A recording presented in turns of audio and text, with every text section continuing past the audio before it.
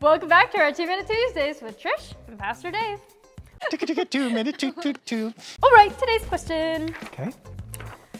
Okay, the Bible talks about hearing the voice of God, but I've never heard it, and I don't know anyone who has heard it. How are we supposed to hear and understand what God is saying to us? That's from Margaret. Okay, Margaret, that's a great question. So first of all, I think we do hear the voice of God. God chooses to come to us through Scripture.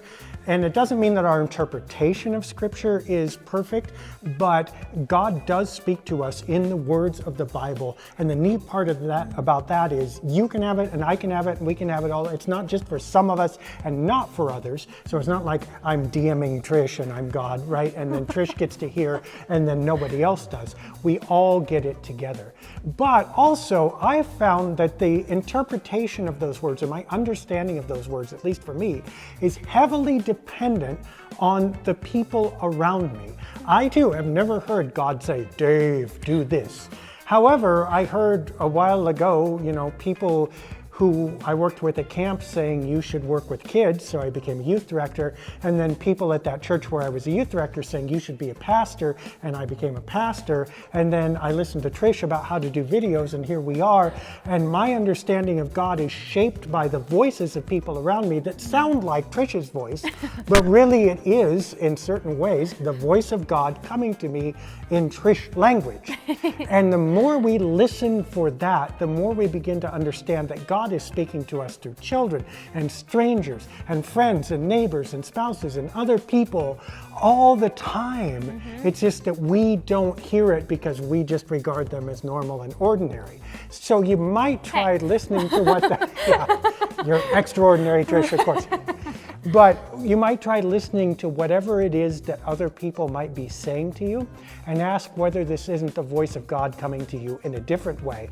But also, even if that doesn't happen, just go right back to Scripture. If you come to church or listen to our church things, hopefully you can hear the voice of God every week, if not every day. I was talking to the kids and we were like, what do you think God sounds like? And someone was like, well, I'm God. And I'm like, I think God has a chipmunk voice. I'm God. Exactly. And you never know. Well, we do find God through the way, I've God through Lord of the Rings, reading it, or the movie, God through all kinds of things.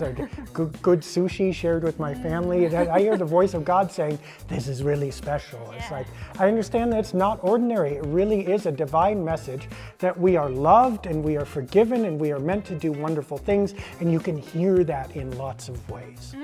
Thanks for that great question. Yeah, good job, Margaret. All right, well, if you have your own questions, he has an email.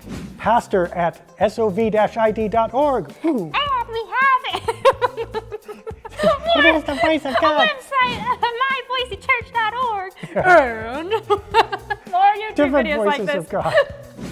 at My Voicey Church. I'm so sorry for that. I have to put up with this like every day. I don't put up with it. I get blessed by this every day. Because I'm extraordinary, not ordinary. All right. I need an aspirin. Me too. We'll see you next week. Bye. Bye.